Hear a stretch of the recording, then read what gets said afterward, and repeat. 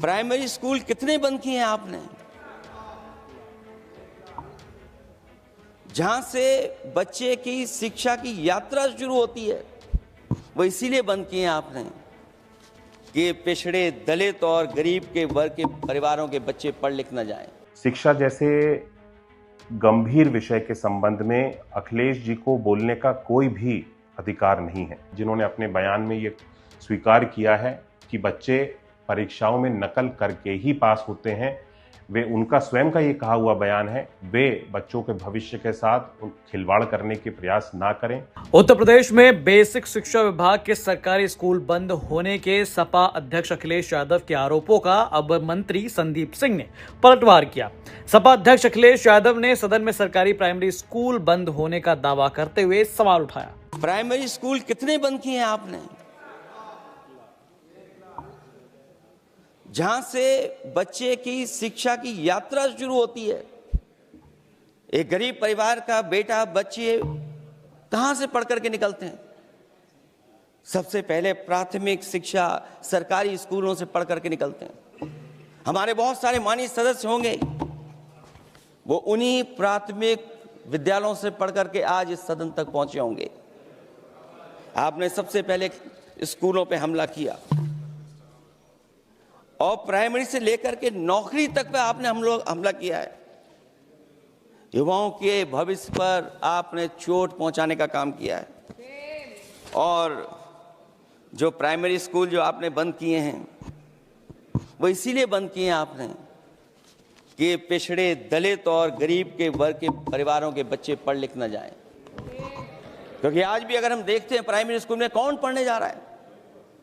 सबसे समाज के गरीब परिवार के बच्चे पढ़ करने जा रहे हैं। सबसे पहला हमला आपने वही किया, और इसीलिए किया क्योंकि नींव पर ही अगर हमला होगा तो ये आगे नहीं बढ़ पाएंगे। जो आंकड़े सरकार के बताए गए हैं, 1 लाख से ज्यादा सरकारी प्राइमरी स्कूल बंद कर दिए सरकार ने। और अगर ये बात गलत है तो हमें उम्मीद है सरकार इस पर भी जवाब देगी।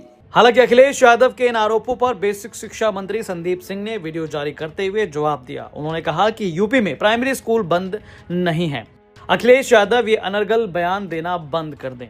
उत्तर प्रदेश सरकार के द्वारा किसी भी परिषदीय सरकारी विद्यालय को बंद करने का निर्णय नहीं लिया गया। वर्तमान में जितने भी हमारे सरकारी परिषदीय विद्यालय हैं, सभी विद्यालय संचालित हैं। जो विद्यालयों को बंद करने की बात कही जा रही है, वो सरकार का जो निर्णय लिया गया था कि कम छात्र संख्या वाले जो विद्यालय हैं उसको सबसे पास के विद्यालय में मर्ज कर दिया जाएगा, और जो रिक्त विद्यालय है उन विद्यालयों में प्री प्राइमरी की पाठशालाओं को संचालित किया जाएगा, जो कि पहली बार उत्तर प्रदेश सरकार के द्वारा प्री प्राइमरी की कक्षाओं को भी संचालित करने का निर्णय लिया गया है। और उन विद्यालयों में बाल वाटिका को वर्तमान में संचालित किया जा रहा है। नकल माफिया और इस तरह के सभी लोगों को संरक्षण देने वाले माननीय अखिलेश यादव जी को पता है पूरी तरह से कि 2027 में उनकी सरकार पुनः बनने नहीं जा रही है। इसके लिए उन्होंने इस तरह का अनर्गल बयान को दे करके आम जनता को भ्रमित करने का प्रयास किया है। शिक्षा जैसे गंभीर विषय के संबंध में अखिलेश जी को बोलने का कोई भी अधिकार नहीं है, क्योंकि स्वर्गीय बाबूजी आदरणीय श्री कल्याण सिंह जी के समय में जिस तरह से शिक्षा व्यवस्था को बनाया गया था, नकल अध्यादेश को ला करके जो परीक्षा की पारदर्शी व्यवस्था बनाई गई थी, माननीय मुलायम सिंह जी की सरकार के आ जाने के बाद में उस नकल अध्यादेश को सबसे पहला जो निर्णय लिया गया था, आधे घंटे के अंदर ही उस नकल अध्यादेश को समाप्त कर दिया गया था और बच्चों के भविष्य को एक बार फिर से अंधकार में ढकेलने का काम किया था। छात्रों के भविष्य के साथ खिलवाड़ करने का समाजवादी पार्टी और समाजवादी पार्टी के साथ में जुड़े हुए सभी लोग, अखिलेश जी के परिवार के सभी लोग जो राजनीति के साथ में जुड़े हुए हैं, उनका एक पुराना इतिहास रहा है, जिन्होंने बच्चों के भविष्य के साथ सदैव खिलवाड़ किया है। मैं अखिलेश यादव जी की सरकार में अप्रैल 2014 में उत्तर प्रदेश राज्य इंजीनियरिंग प्रवेश परीक्षा के सॉल्वर गैंग का खुलासा हुआ था। इसके बारे में आप सब लोगों को बताना चाहता हूं। मैं इतिहास बता रहा हूं कि इतिहास बताता है कि शिक्षा के प्रति, बच्चों के भविष्य के प्रति वे कितने जागरूक रहे हैं और कितने सजग रहे हैं। जून 2014 में UP combined medical state UP CMT की परीक्षा पेपर लीक के चलते रद्द हुआ था। मई 2015 में उत्तर प्रदेश लोक सेवा आयोग यूपीपीएससी की परीक्षा का पेपर लीक, परीक्षा निरस्त हुई थी। मई 2016 में यूपी पॉलिटेक्निक प्रवेश परीक्षा पेपर लीक होने के कारण रद्द करना पड़ा था। नवंबर 2016 में यूपीपीएससी की आरओ एआरओ परीक्षा का पेपर लीक हुआ। आज उत्तर प्रदेश का शिक्षा बजट मैं अगर आज सब लोगों को अवगत कराना चाहूं, जो समाजवादी पार्टी की सरकार के समय में 28,000 करोड़ का मात्र होता था, आज उस शिक्षा बजट को हम सब लोगों ने बढ़ा करके 1,13,000 करोड़ से अधिक तक लेकर के जाने का काम हमारी भारतीय जनता पार्टी की, योगी जी के और मोदी जी के नेतृत्व की सरकार ने आज किया है। सरकारी विद्यालयों में नामांकन जो सपा सरकार के समय में मात्र 1,34,00,000 तक था, उस आंकड़े को बढ़ाते हुए हम सब लोग 1,90,00,000 के आंकड़े को हम सब लोग छूने में सफल हुए हैं। स्कूल में ड्रॉप आउट रेट की अगर मैं बात करूं, स्कूल में ड्रॉप आउट रेट 19% से घट करके हम सब लोगों ने 3% तक लेकर के आने का लक्ष्य हम सब लोगों ने प्राप्त किया। छात्रों की अगर मैं पठन पाठन की बात करूं, उनके कोर्स की, उनके करिकुलम की बात करूं, उसको हम सब लोगों ने बेहतर बनाया है, अच्छा किया है, उसमें वृद्धि की है। बच्चों के लिए इंफ्रास्ट्रक्चर की, विद्यालयों में इंफ्रास्ट्रक्चर की अगर हम सब लोग बात करें, जो परिषदीय विद्यालयों में गरीब बच्चों की माननीय अखिलेश यादव जी जो बात कर रहे हैं कि समाज के निम्न वर्ग का बच्चा जिन विद्यालयों में जाता है वो परिषदीय विद्यालय होते हैं, उन विद्यालयों की अगर मैं 19 डिफरेंट पैरामीटर्स पे जो हम सब लोगों ने काम किया, ऑपरेशन कायाकल्प को चलाने का हम सब लोगों ने, हमारी सरकार जब 2017 में बनी, जो कार्य हम लोगों ने किया था वो केवल 36% की प्रोग्रेस थी 19 डिफरेंट पैरामीटर्स की।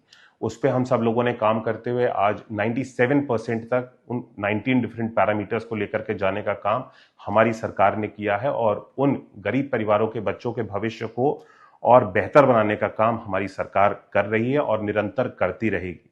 मैं माननीय अखिलेश यादव जी से कहना चाहूंगा, जो स्वयं जिन्होंने अपने बयान में ये स्वीकार किया है कि बच्चे परीक्षाओं में नकल करके ही पास होते हैं, वे, उनका स्वयं का ये कहा हुआ बयान है, वे बच्चों के भविष्य के साथ खिलवाड़ करने के प्रयास ना करें और अपने अनर्गल बयानों से आम जन को, देश की जनता को भ्रमित करने का प्रयास ना करें। मैं आप सब लोगों के सामने ये बात प्रस्तुत करने के लिए, आज सच्चाई को प्रस्तुत करने के लिए आप सब लोगों के सामने उपस्थित हुआ। बहुत बहुत धन्यवाद।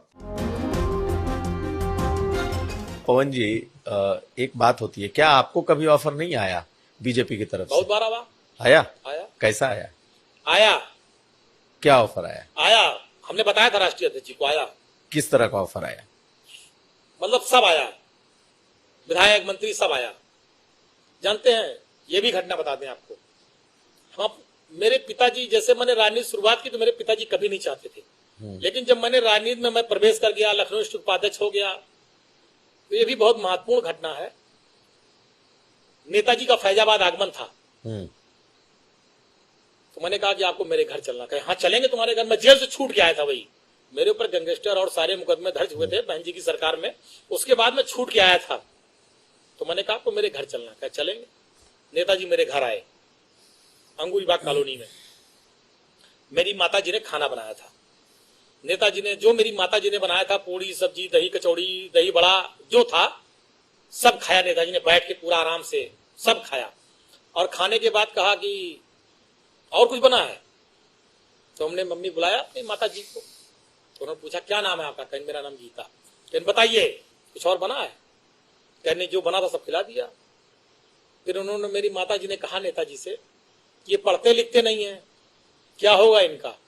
नेताजी ने कहा पवन के कारण आज मुलायम सिंह यादव इस दरवाजे पर आए हैं और देखना वो एक दिन वो भी आएगा।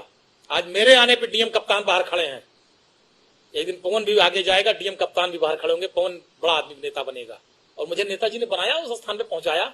ऐसे थे धरती पुत्र मुलायम सिंह यादव जी।